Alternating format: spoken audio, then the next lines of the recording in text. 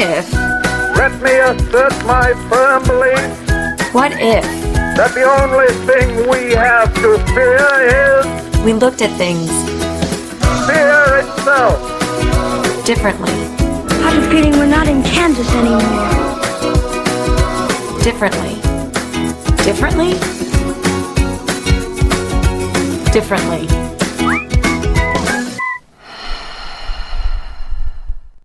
Hello, this is Heather, and you are listening to That's Life, stories and lessons that might just make you think differently. And today's topic is around stereotypes. And really, what I'm hoping that we'll walk away with after listening to this is to stop fueling stereotypes. So listen, they exist, but what we want to change globally, we have to act locally. So I think that really as individuals, if each of us stop really feeding into and fueling these stereotypes, we could actually make a big difference. And so what I want to share with you today is just my own personal experience with stereotypes. So I had a close family friend recently. Their daughter was getting ready to go to college and wanted to rush a sorority and was talking to me about that because I was in a sorority in college. And I was just thinking how excited I was for her in this new phase of her life, and it just brought back a flood of memories about my own college experience and my own sorority experience, and really what that meant for me in my life. And so that was the positive side of things, and just really getting excited for her and just knowing that this was going to be an incredible journey for her and all the things that she would learn and all the life skills that she would gain from it. But then, of course, on the other side of that coin, I started thinking about the times that I've been judged once I said I was in a sorority. And so started to think about how to prepare her for that as well. Just knowing that that's a stereotype that is not always a positive one, and something that she would need to be prepared to deal with for probably the rest of her life. And so it's really quite funny because, whenever I would actually tell people that I had been in a sorority, I either get the, "Oh, really?" which always makes me laugh because I feel like they're getting ready to swallow their tongue because they're about to say something negative. And then it was like the, "Oh, really? Okay, I'm going to pause from what I was about to say." Or I get the, "You don't seem like someone who'd be in a sorority," which I still never am quite sure how to respond to that one. Or my favorite, and actually there's no sarcasm applied to that. My favorite is, "I don't get sororities and fraternities." And the reason why this one is my favorite is because I actually see that as an open door to a conversation stemmed from general curiosity around, okay, I don't understand them. And then it's kind of like, okay, well, if you're curious, let me just explain it to you. So anyway, what I've started to realize is that through the years, I've actually been subduing or defending a part of me and a part of my life that I'm actually quite proud of, all because of stereotypes being perpetuated by misinformation. And my guess is I'm not alone in this. My thought is that many of you can also relate to that. So I'm going to come back to you, but first we're going to have some fun. What I want to do today is tell you a few truths from a sorority girl.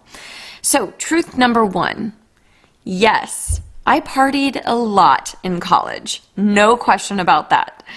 But it wasn't because the sorority made me. And I think that anyone who ever says that is really lying to themselves and whoever they're telling that to. No, the reason why I partied is because I like to be social. I like to go out. So it was never like, oh, I'm being forced to go out because, you have to have some sort of quota of parties that you attend. No, I partied in college because I like to. And if I'm honest, I had an on-again, off-again relationship with Mad Dog 2020. Truth number 2. No, we did not have naked pillow fights. Sorry about that one. Yes, we walked around our house in bras and underwear sometimes, but have you ever walked around your house not fully clothed? Because I do it all the time still. Truth number 3. No, we did not all get along all the time. I mean, seriously, try putting 50 women under the same roof for 3 years and see if there's never a disagreement. And this one is just always so funny because when I talk with people, they would say like, well, I just, I don't really get along with girls, or something to the effect of, yeah, I just don't think that I could live with all those women and get along with them. Okay, well, yeah, of course you're not going to get along with all the women all the time. That's just, it's not possible. But one thing you do learn is how to settle your differences humanely and not avoid them, because you can't. And I'll get into that in a little bit later. So, truth number 4. No, I did not pay for my friends. Frankly, if you can't tell, I'm a fairly social person, and I had plenty of friends outside of the Greek system. But yes, I paid to be a part of something larger than me, which is actually very common as professional and adults. If you really start to think about this, sure, in college, maybe this was a novel concept, but as we've gotten older, we pay to be a part of professional organizations all the time. And in order to connect us with others who are in our fields of interest. And with a quick Google search, I learned that in the United States alone, there are over 90,000 professional or trade associations, and ranging in annual dues from anywhere from $50 up to $300. And so just thinking about that now as an adult and looking back at how many times I defended the fact that I was in a sorority and, I'm doing air quotes right now, paying to have friends, I think now is like, no, absolutely not. I was paying to be a part of an organization. And now I think as an adult, we can really come to understand and respect that. So now, after sharing some of those more common myths about being in a sorority, I want to pivot over to the life lessons that I gained and that I've carried with me that were learned while being in a sorority. So, number 1, accountability. You are no longer acting on behalf of yourself. You're acting on behalf of an organization. And I think that's a really important thing to note, because as we get older and take on jobs and careers, the same sort of thing applies for our companies. There's a brand, there's a reputation to uphold, and there are certain company standards and values that they expect all employees to hold themselves accountable for. And the same thing being a part of a national organization in college. We were accountable for those actions. And also, we knew that our actions were then translated over onto all of the other people that were part of the sorority as well. So number 1, accountability, holding yourself accountable for your own actions and making sure that you're not acting in selfish ways. Number 2, dependability. For the first time, I think when you're off in college, certainly you're maybe you played high school sports or whatever else, and you're part of a team. So you know what it's like to have others counting on you. But for me, for the first time in college when I was part of that sorority, I knew that there were 70 other people counting on me and counting on me to do the things I said I was going to do. And one of those things that you're held accountable for and that you're depended on is to maintain a certain grade point average. So that's something that's also missed as part of the sororities. Just as a side note, is that there are certain standards that we have to hold ourselves accountable for, and grades are one of them. And so just a quick story here is that going back to I partied a lot in college. Yes, I did.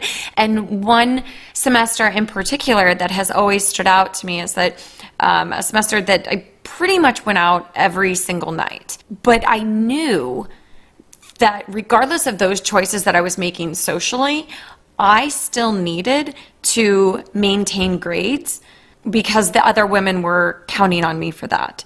Still went out every single night, and that just happened to be the semester I worked even extra hard and was able to pull a 4.0 grade point average. So again, dependability. Number 3, independence and leadership. And this one is so important. And every time in my life since then, when I've had someone comment on my independence, or, just the fact that naturally in any sort of group setting, I take that leadership role, I attribute it to the sorority that I was a part of, because we were taught and really instilled the values to never be a shrinking violet. When you see something in life, go after it, get it. And I think that it's funny because now anytime that I introduce new friends or family members to anyone else who is in the sisterhood with me, their comments are always the same, and they say, wow, like, you guys are all very similar in the fact that you're just really strong, independent women. And I'm very proud of that. So independence and leadership. Number 4, social etiquette. And I'm going to also throw in inclusion there. So as being a part of a sorority, you go through a recruitment process. And in that recruitment process, you're meeting new people, complete strangers coming in, and it is your responsibility to engage in a conversation and get to know them better. And I think that through that process and learning some of those social skills has enabled me to be able to walk into any room, into any meeting, and immediately feel confident in identifying myself, but also being able to engage in a meaningful conversation with anyone. So I think that again is something that we're losing. And if you listen to episode 3, I talk about avoiding social avoidance. And so this plays into that, and being able to really make someone feel like you acknowledge them, you hear them. And that in turn makes that person feel important. And I think that in some of our social skills today, we're losing a bit of that when we, pay a little bit more attention to our device, or not looking someone in the eyes when we're speaking to them, or just really frankly hearing them but not really listening to them enough to have even follow-up questions. So in the sorority, I think that just through that process, they really prepared me for future experiences in life, in work, in interviews, in relationships, in you name it. So social etiquette and inclusion. Number 5, conflict resolution. So getting back to the comment I made earlier about, of course, I wasn't going to get along with every single person, but at least we knew how to not avoid that. We knew how to address that. And really, I think it comes down to embracing differences. Unlike the stereotype, we were not all the same. We weren't little lemmings. We came from different backgrounds. We had established different views. What being in the sorority taught is that we are all uniquely made, and that's something that needs to be embraced. And that's something that is really important in developing well-rounded individuals. And so finding a way to work through differences, and that means listening, that means compromising, that means being open-minded. It doesn't mean always agreeing with other people. It doesn't mean having to like other people. But again, I think this is something translated now over, X amount of years later. I think about how many times throughout my life, whether in extracurricular activities or especially in professional work settings where I haven't agreed with another person, or I just really kept butting heads with somebody and just could not find a way to get along with them. But understanding that we do have differences and learning how to embrace those differences, learning how to really hear those differing opinions. And again, I think that foundation was set for me from being a part of this sorority. And the sixth life lesson is really this mentality of play hard, but work harder. Again, we were held to a very high standard, and all, national organizations are. I mean, aside from just going to your classes, you have to maintain a certain GPA. You have to do so many hours of community service. We had special programs that we were always participating in.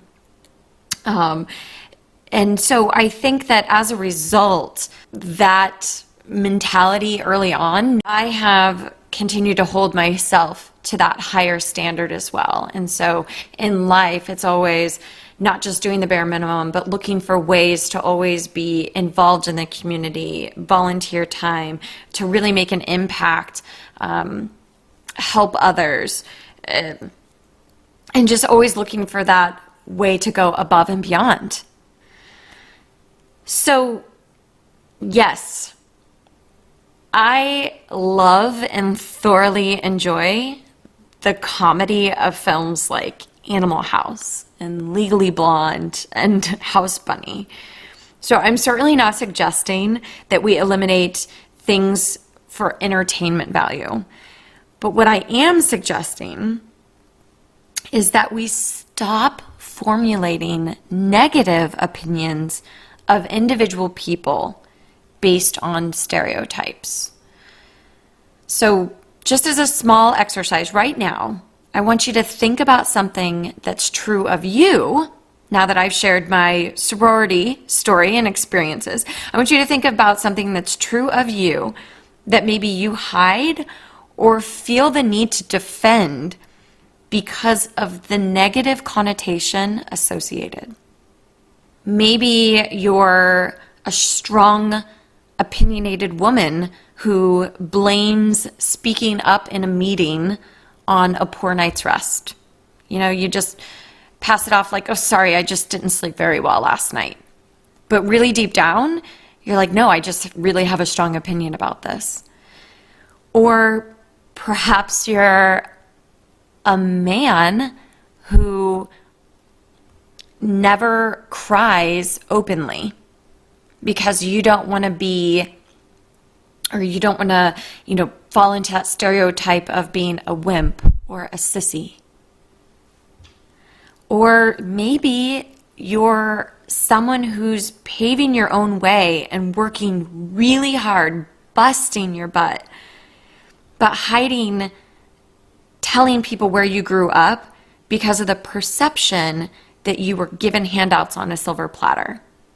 But meanwhile, you're just working really hard and you want people to acknowledge that. Okay, Now that you have whatever it is in your head, think about fully embracing that part of you without any sort of worry or judgment.